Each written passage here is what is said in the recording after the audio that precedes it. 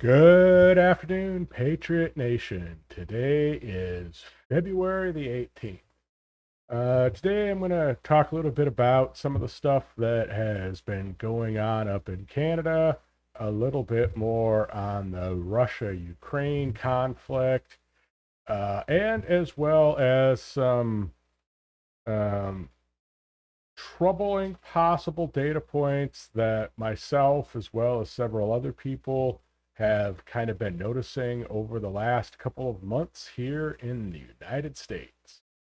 This is Patriot Nation.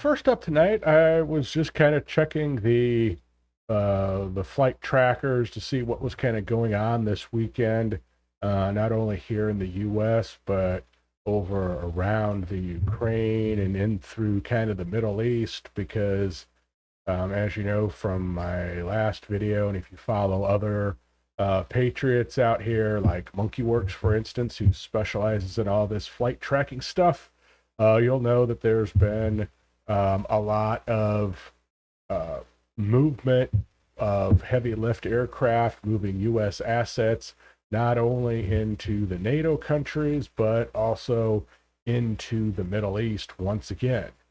And so as I was looking there down in the Middle East, I noticed this guy right here. This is basically the Chinese version or equivalent of our C-17 from what I can tell. Again, I know a little bit about aircraft. I like to spend some time learning about them. And again, it's a heavy lift. This is really the first time I think I've seen any Chinese aircraft military-wise up and about, though. So that's interesting. But what's even more interesting to me is that this guy is coming out of Oman. Now, I know there's been a lot of unrest down here in Yemen. There's been bombings through Iranian-sponsored proxies. So there's a lot of, kind of unrest in this region. And so it's very interesting to me that we find a Chinese heavy transport coming out of Oman. What else we got up here right now? We've got a tanker. We got C-130. That's actually Canada. We have seen quite a bit of reconnaissance taking place around Ukraine. There's been a Q-4 drone up in here quite a bit. What we got over here? We got another tanker. One thing I did see is we do have a J-Stars up.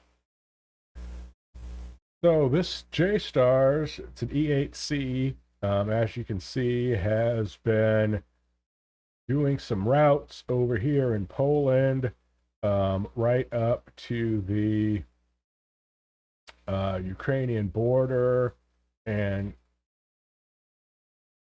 actually, it looks like it might actually just went over in there. Of course, it's military, so sometimes it doesn't accurately record their path for obvious reasons. They have jammers and stuff on there. But if we take a look at the old J-Stars, E-8C Joint Stars, it's a Joint Surveillance Targeting Attack Radar System, or Joint Stars, is an an airborne battle management, command and control, intelligence, surveillance, and reconnaissance platform. Its primary mission is to provide theater, ground, and air commanders with ground surveillance to support attack operations and targeting that contributes to the delay, disruption, and destruction of enemy forces. So, here we have this battlefield management platform um, doing its routes over Poland. We've seen some of the 135 reconnaissance aircraft that we'll talk a little bit more about here shortly. We've seen them up actually doing routes over Ukraine, kind of mapping all of that stuff out, doing surveillance. I'm guessing that they're also going to have electronic intercept monitoring on board on those aircraft as well. Probably trying to, gather either cell phones, radios, whether it's civilian or military, to kind of get a better understanding of what's going on in through that area. So there's definitely a lot going on there.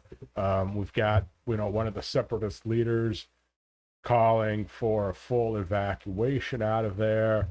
And, things have really started to escalate over the last couple of days. There's been a lot of reports of, gas pipeline explosions, but there are also conflicting reports because there's really not apparently a gas pipeline in the area that they're saying it was. There are some oil pipelines in the area, but apparently not right there either. So, I don't know. Of course, I'm not there. I don't, I can't go drive over there and see what's going on. So it's interesting, of course, with all of the misinformation that's been, put out. And, unlike Commie Joe, Putin isn't a fool. He is old school KGB, don't mess around guy.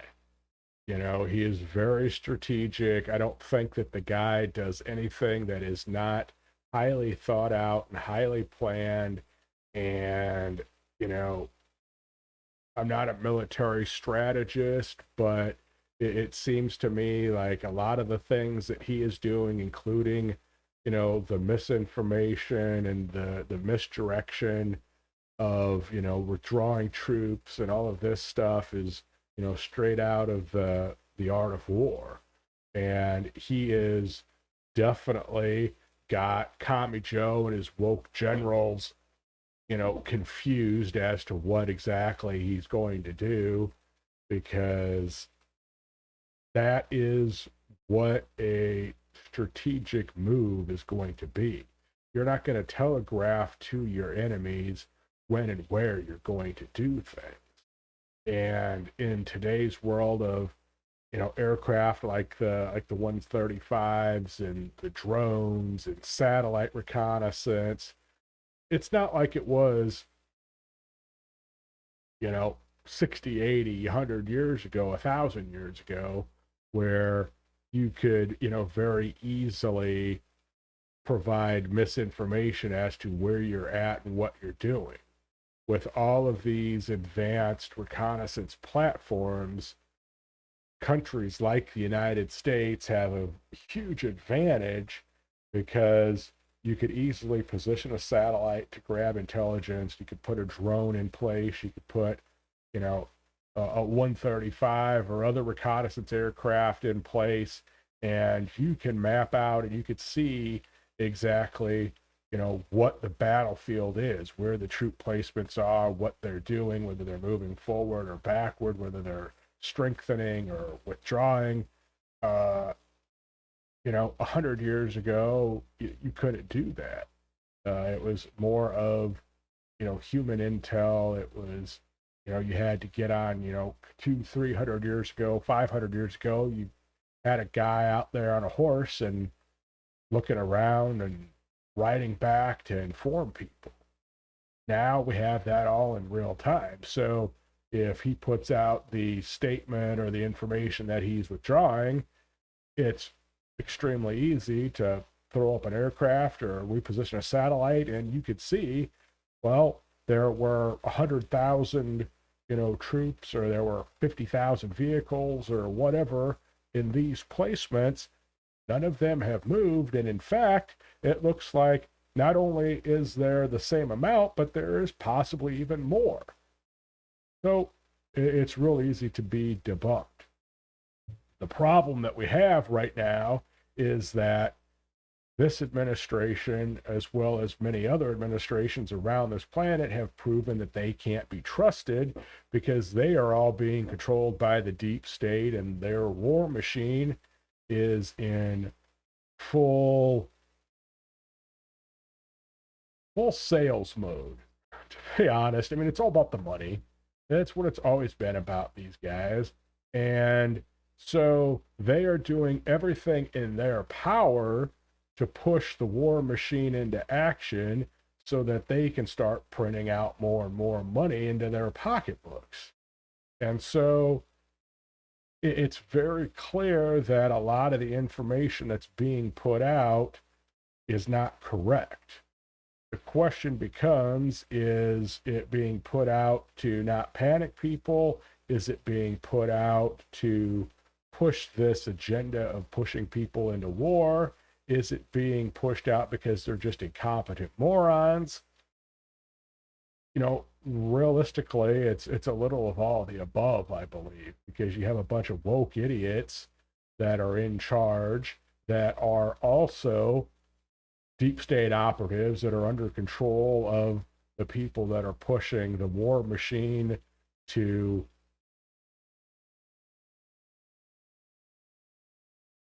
get back to a profitable state.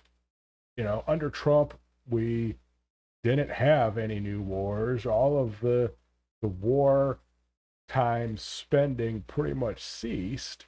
And while he continued to ramp up our military and, provide them with new and improved equipment, you're not having the huge amounts of spending that can be easily used to launder money that you have when you have a war taking place. And as we've talked about many, many a times on this channel, and many other patriots have talked about on their channels, the whole end goal here is a one world government that's going to be under control of this 0.5% of the people, and the rest of the world population is basically going to be enslaved to do their bidding.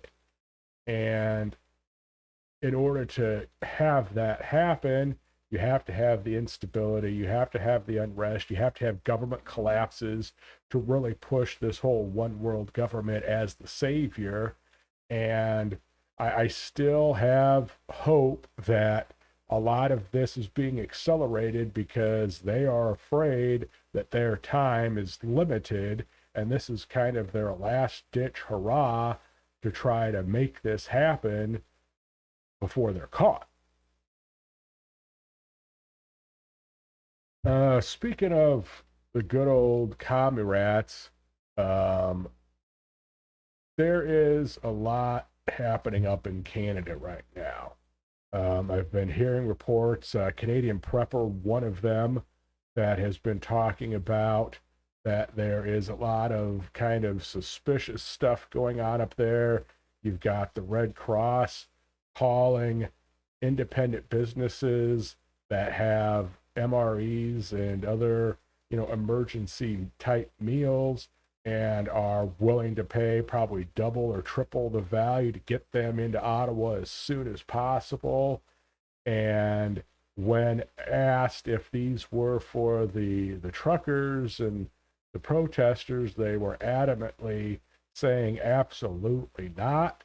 So that really makes you wonder if they're doing this, which apparently they've never done in the history of that organization there in Canada.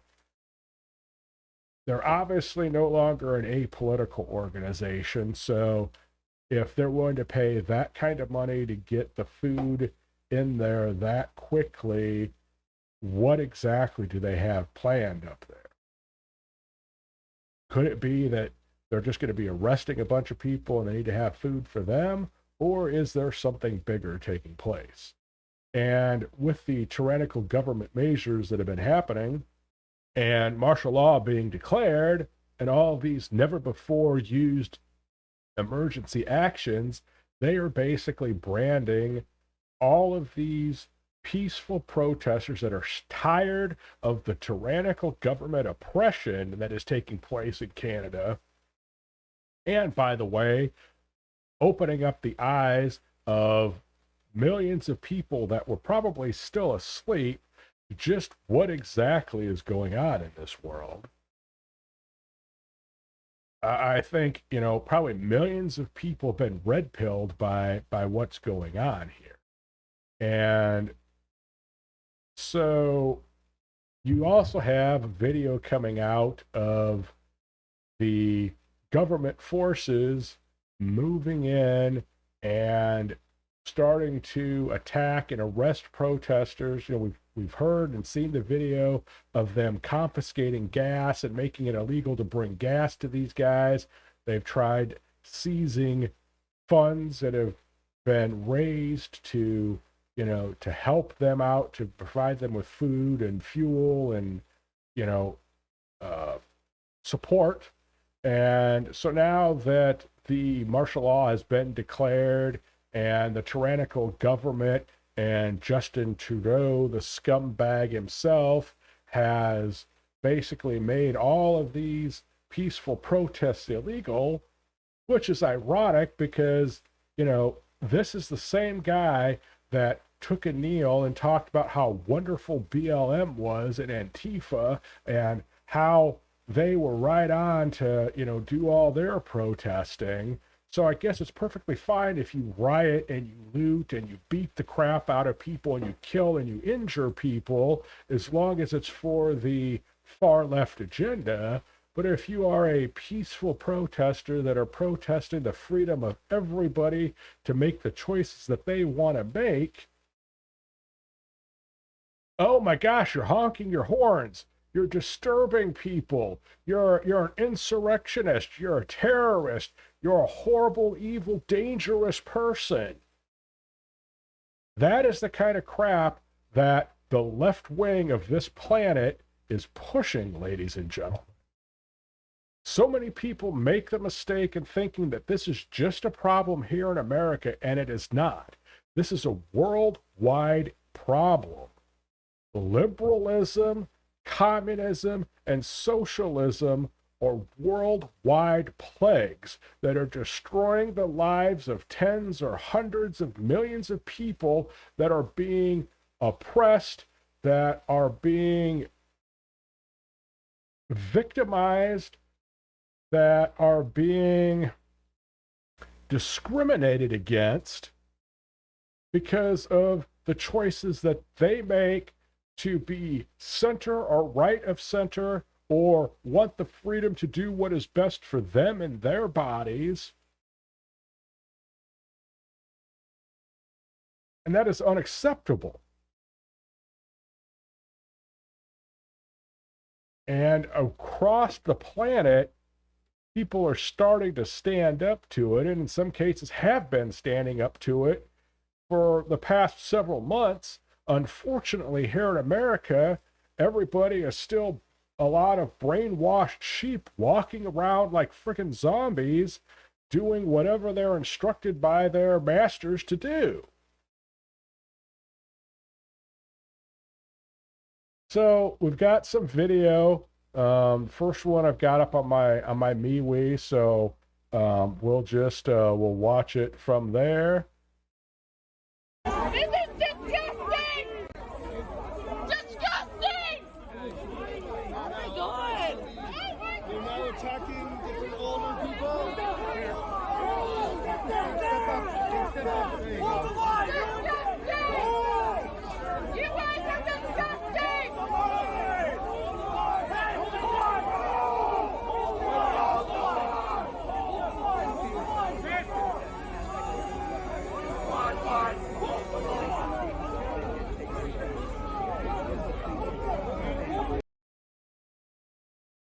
Yeah, the jackbooted thugs are out there attacking, in many cases, women, children, and the elderly, because we all know that, 90-year-old, 80-year-old, 70-year-old men and women are dangerous, violent extremists that you have to be very careful of. And then we've got another video that I found up on Brighteon, yes. So let's take a look at that.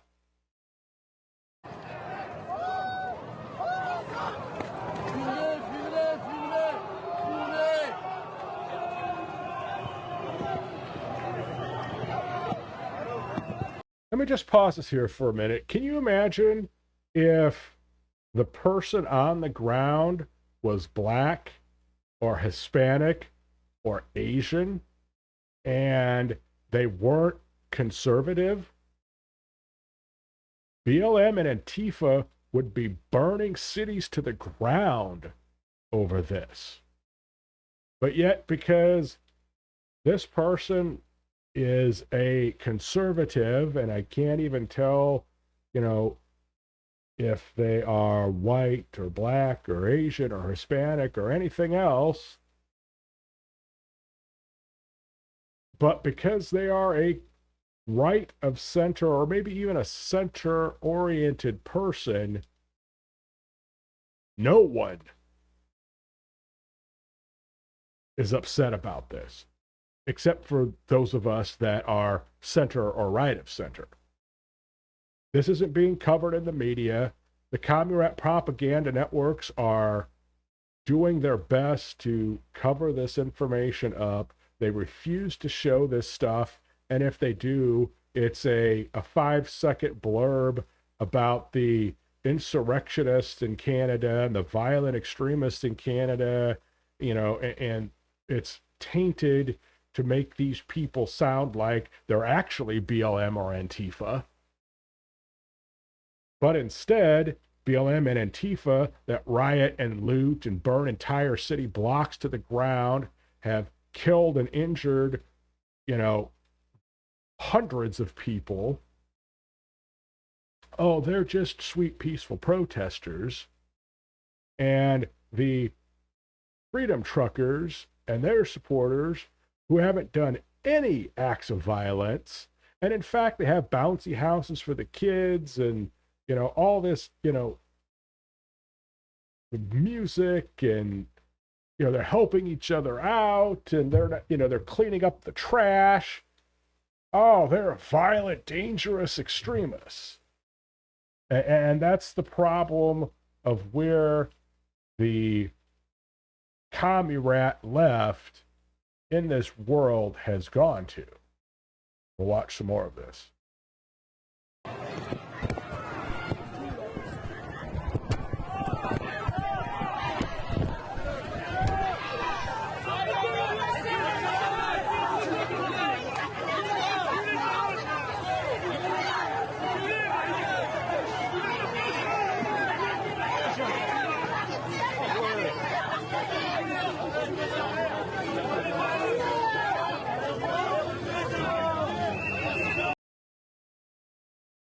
And while I have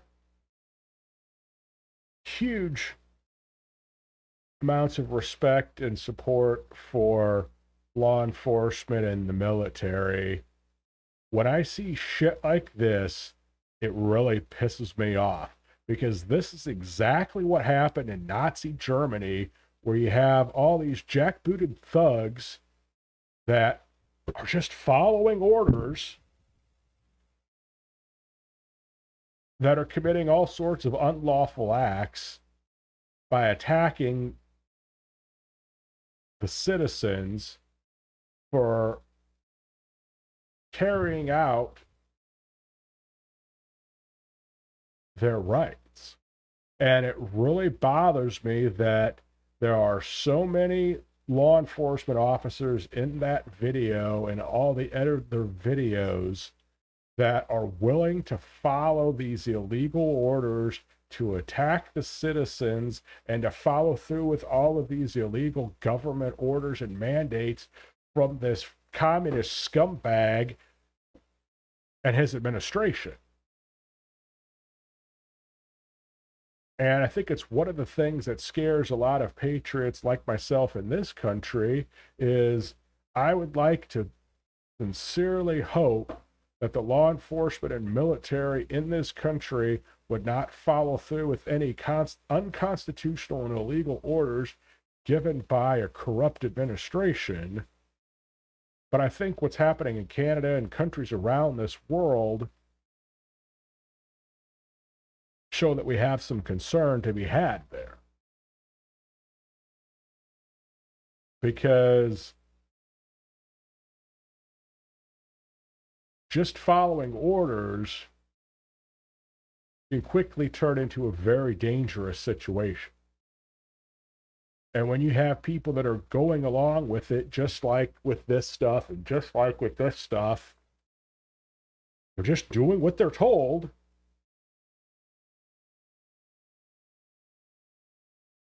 Things can go bad very quickly in that kind of situation. History has shown that, ladies and gentlemen. So,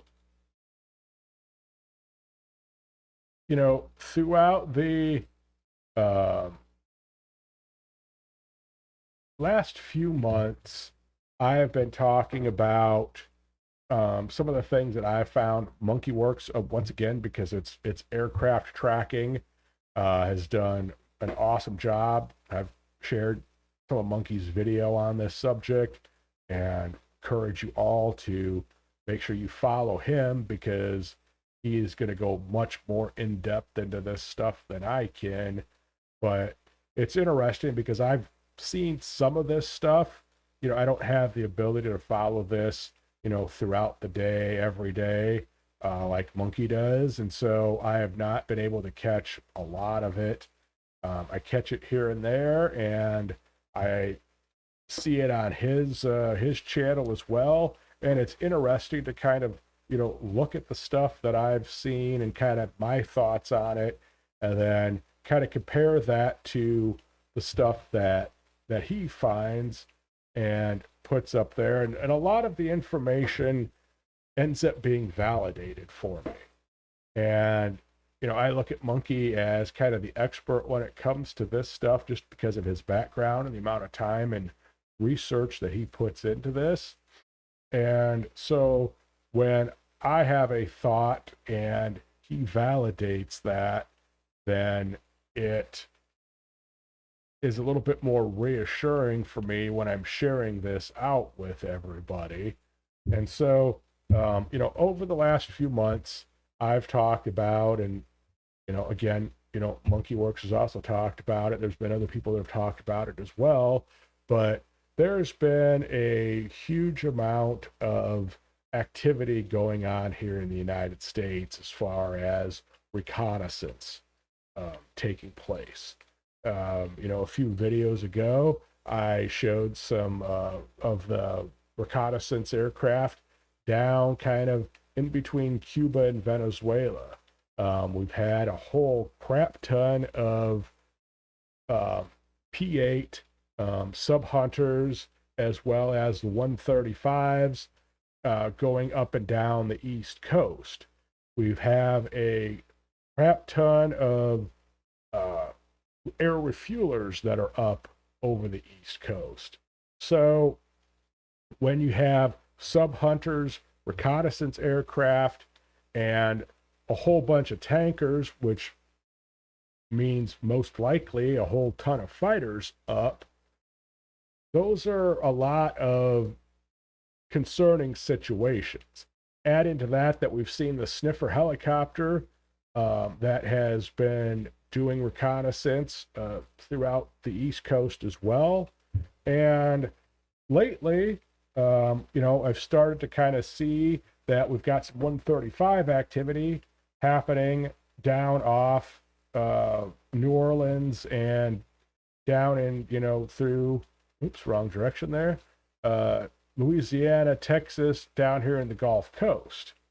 And with these aircraft, again, these are the 135s. We've noticed two different models of the 135 that we're going to talk about, but we've got them going along the coast here, and we've also had another one going up into the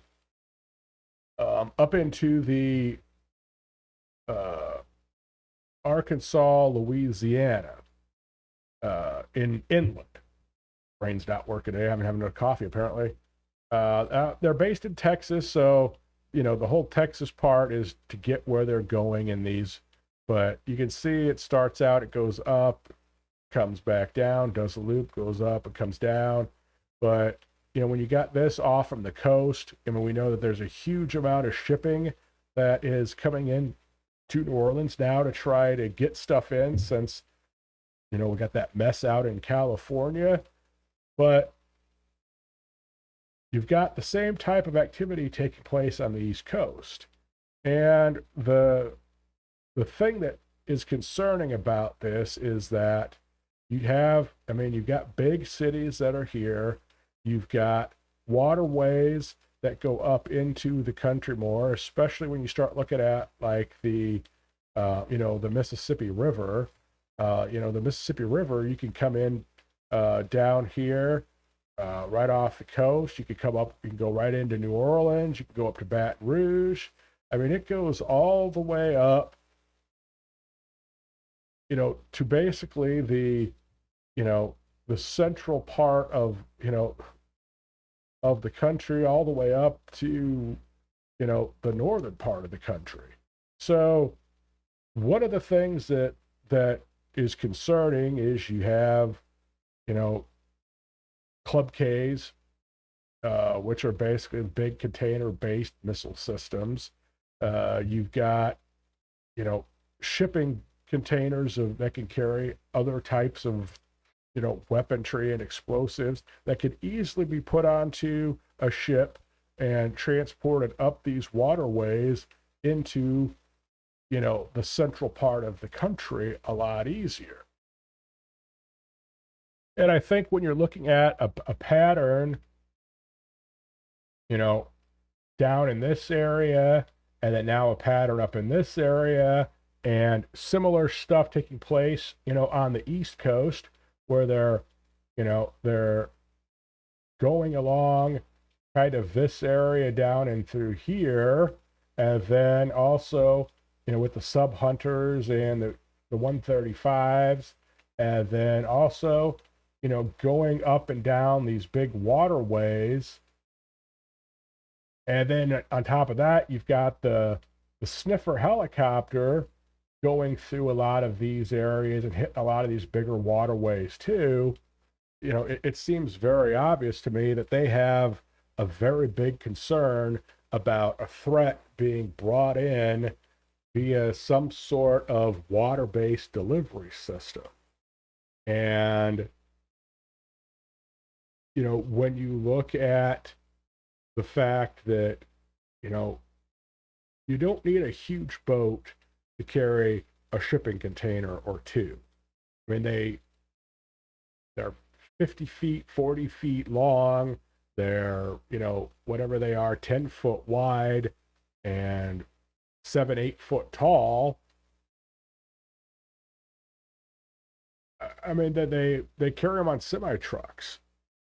So, having a smaller barge, or, even like a mid-sized barge where, these things are getting stuck in there with, a dozen other legitimate containers is a big concern. And I think that with everything going on in the world right now, and the incompetence of the current administration, and it makes for a very volatile situation. And, in my one of my previous videos, we had the 135, running down in through here. We've seen them down over in through this area too, I believe, and now we've seen them over here around Louisiana, Texas. There's something that they have a concern about. They're not going to be just out there, redirecting these aircraft if there's not something specific they're looking for. So, what exactly, are these aircraft? Well, the first one is the RC-135 rivet joint. And so the rivet joint reconnaissance aircraft supports theater and national level consumers with real-time on-scene intelligence collection, analysis, and dissemination capabilities. Let's see, its modifications are primarily related to its onboard sensor suite, which allows the mission crew to detect, identify, and geolocate signals throughout the electromagnetic spectrum. The mission crew can then forward gathered information in a variety of formats to a wide range of consumers via rivet joints, extensive communications suite. The interior seats more than 30 people, including the cockpit crew, electronic warfare officers, intelligence operators, and in-flight maintenance technicians.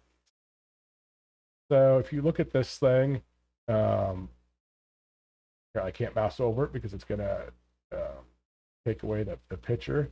But, I mean, you could see that it's got all sorts of antennas along the top. It's got a couple of, electronics packages there on the side, kind of on the bottom. And some more antennas all along the bottom there you can see on that picture. The other one that has been flying is the 135 Cobra Ball. And so again, it looks very similar to the other one, but it has a slightly different suite on board. The Cobra Ball is a rapidly deployable aircraft which flies Joint Chief of Staff directed missions of national priority to collect optical and electronic data on ballistic targets. The data is critical to arms treaty compliance verification and development of U.S. strategic defense and theater missile defense capabilities. The RC-135S, equipped with a sophisticated array of optical electronic sensors, recording media, and communications equipment, is a national asset uniquely suited to provide America's leaders and defense community with vital information that cannot be obtained by any other source. The crew includes a minimum of 2 pilots, 1 navigator, 3 electronic warfare officers, 2 airborne systems engineers, and 2 or more airborne mission specialists. So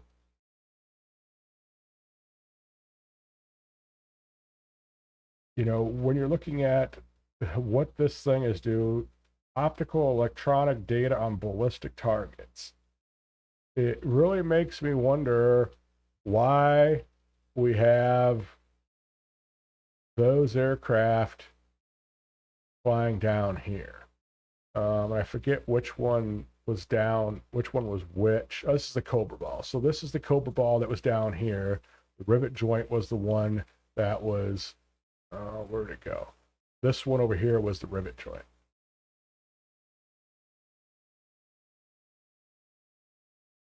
So we've seen the rivet joint over the Ukraine as well. I don't remember seeing the Cobra Ball over there. The times I've seen personally the aircraft on flight trackers, it was either the Joint Stars or the rivet joint. But I mean, they could have a Cobra Ball over there too. But it's interesting. They've got these down there. The interesting thing about this one is that this one flies Joint Chief of Staff directed missions of a national priority.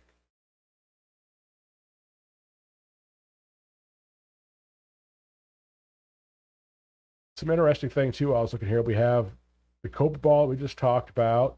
We also have the RC-135U combat set, and we have the rivet joint, and then we have the Raven as a small unmanned drone. We have the RQ-170 that's being developed. And then we have the Global Hawk. The Global Hawk is what we have flying over kind of in the Ukraine into that area right now, doing reconnaissance over there. It's got ISR capability, provides near real-time coverage using imagery intelligence, signal intelligence, and moving target indicator sensors. So, I mean, this bad boy can be up in the air for a long time flying around. Let's look at this other one, this combat set. Again, it's another 135, but it provides strategic electronic reconnaissance information to the President, Secretary of Defense, Department of Defense leaders, and theater commanders. It is an aircraft equipped with an aerial refueling system, giving it unlimited flying range. Communication equipment includes high frequency, very high frequency, and ultra high frequency radios. Navigation equipment incorporates ground navigation radar, a solid state Doppler system, an internal navigation system that merges celestial observations and GPS data. Although flight crew stations are similarly configured, the reconnaissance equipment is slightly unique within each airframe. The aircraft are identified by their distinctive antenna arrays on the chin, wingtips, large chink flarings, and extended tail. I think that's kind of along with a lot of the RC-135s. Yeah, so it looks very similar to the other ones. It doesn't have quite the amount of antennas on the top and the belly as the other ones do, but it may have. Let's go back to this other one. See if I can get a better picture of. Yes, and so if you look at the tail, I get a. So if you look at the tail on this one, all you basically have back here in this section, of course I can't go over it because it's going to change it, but you have just the tail fins back there, the flaps, rear wing, I'm not sure exactly what that's called. But if you look at this, it's got this piece that protrudes out back here, which is going to be different than the other one. So it doesn't have all of the antennas along the top and bottom, and then it's got this piece that sticks out the back here. But again, I mean, they're very sophisticated aircraft. They're designed for reconnaissance. I totally understand that we have, these aircraft in play, over areas of unrest or potential conflict like the Ukraine. I even understand that if they were to be down, in the Middle East, heck, I even can see them like over, around, Taiwan and into Japan and stuff, just because of all the stuff going on with China over there. But when you start seeing these aircraft out doing reconnaissance around the United States, on our own soil, off the coasts of this country, combined with the sub hunters and the other sniffers that are out there, I think that they are very worried about something. And just knowing that the capabilities that Russia has, it doesn't really surprise me that that they have that kind of concern. Kind of the last thing I'm gonna just pull up here, just because it's kind of an interesting graphic for people that don't really follow like the cybersecurity world. And this is kind of a real-time threat map that kind of shows a lot of the real-time cyber threats that are taking place right now. A lot of people feel that once things start to go hot, with the Ukraine, which is right here, Russia, of course, right here. You're seeing a lot of things going in and out of Russia. Kind of zoom in, kind of find a better, a lot of them. I don't know if they're really, I think they're not really going to Ukraine maybe right now. It all happens so fast, it's kind of hard to tell exactly. But they're expecting that if things deteriorate and things go hot, that one of the things that are going to be happening is you're going to see cyber attacks, and most likely there are going to be those cyber attacks hitting us here in the US as well as in the Ukraine. And I'm going to also say Europe. Pretty much any of the NATO countries are probably going to be subject to cyber attack if this thing escalates. And my thought on that is that you're probably going to see them go after infrastructure related things. So, power grid, electrical, pipelines, anything that can put us into, a state of concern and a state of uncomfort that's going to, if nothing else, it's going to divert resources to address. If you start having, millions or tens of millions of people that can't get gas and that can't get electricity, especially, with it being winter and a large portion of the country, not being able to heat your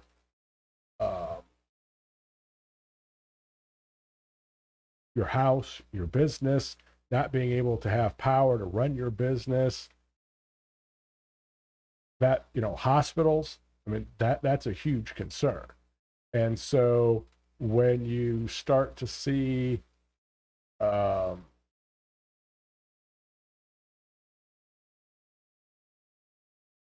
things escalating, I think cyber attacks are going to increase. We've already kind of seen that a little bit. There have been some cyber attacks on some of the Ukrainian government sites. One thing that is interesting about the timing of all this is that the Olympics are over on Monday. And so there were people that were saying that China asked Russia to hold off until after the Olympics. Russia, of course, denied that they were, they were ever asked. China, I think, even denied ever asking for that. But they are reasonable expectations that took place, especially now that you've seen things really ramping up the last few days. And it would not surprise me at all, that sometime early this week, that something happens. Again, there's a lot of misinformation out there. It's as far as any of us little peons know, I mean, there might not be any Russian forces building up at all. It could all be just fake news by the communist propaganda network.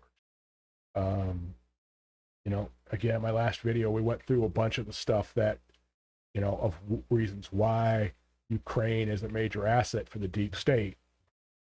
And, if all of the crazy Patriot conspiracy theories are correct and Putin is actually out there fighting the deep state, with other, with American patriots and patriots throughout this world trying to bring down the cabal, then it makes perfect sense of what's happening over with Ukraine right now. But I don't know. All we can do is take a look at all the data points.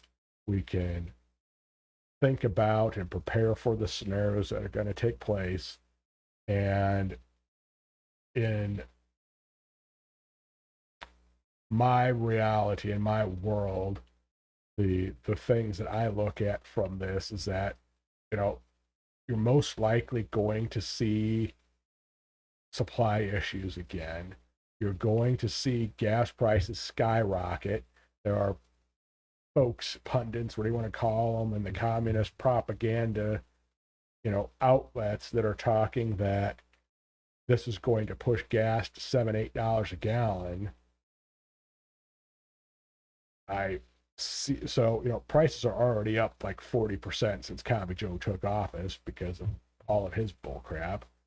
It wouldn't surprise me at all that, if gas prices get that high, you're going to see the prices of all the goods and services go up another 40%. So, you got to be prepared for those cost increases that are going to be coming if this stuff starts to play out. But the supply issues and the costs, I think, to us are more worrisome than necessarily what's actually taking place over in Ukraine proper, on the ground stuff. But now you start to look at the fact that, okay, well, you add in the cyber stuff. Okay, that could possibly, interrupt gas here. It could possibly interrupt the pipelines and moving, oil and fuel and stuff around the country. You could possibly see attacks on the power grid and, other infrastructure, which again would be a concern for us here. And possibly the bigger concern is all the reconnaissance that's been taking place off the coasts of this country and what it is that they are looking for, that they need these sophisticated reconnaissance platforms to find. And again, this isn't something that just started a day ago or a week ago. This reconnaissance has been going on for a couple of months. So add all of the things in together, all of the illegals that are being brought into this country, all of the Middle Eastern, military age males that are being brought into this country, all of the other military aged males that are being brought into this country or they're being led into this country, plus all the reconnaissance. Those are the things that I think are the biggest concern for us here in the United States. So this has gone on way longer than I'd planned, gotten long-winded yet again. I'd planned on having this just be a short update, go over a couple of these things quick, but then I kind of started to pull the thread a little bit, kind of started to dig into a little bit more about some of this stuff, and here we are going on almost an hour. So, I'm going to try to keep an eye out on what's going on when it comes to this stuff. I encourage you all to, make sure that you're evaluating information and that you're preparing for different outcomes that could happen. And, we'll kind of see what takes place. And I'm guessing it's probably going to be, if anything does, that'll be sometime, after closing ceremonies on Monday. And, it may not be nothing. It may be the start of something. So, we'll kind of keep an eye out on things. We'll keep an eye out on all the tyrannical Gestapo stuff that's going on up in Canada. And I'm going to try to keep an eye on some of the reconnaissance that's been going on here in America too, and see if we can kind of find some more data points to get a better understanding of what's going on there. So stay prepared, stay informed, and stay safe. For God and country, good night.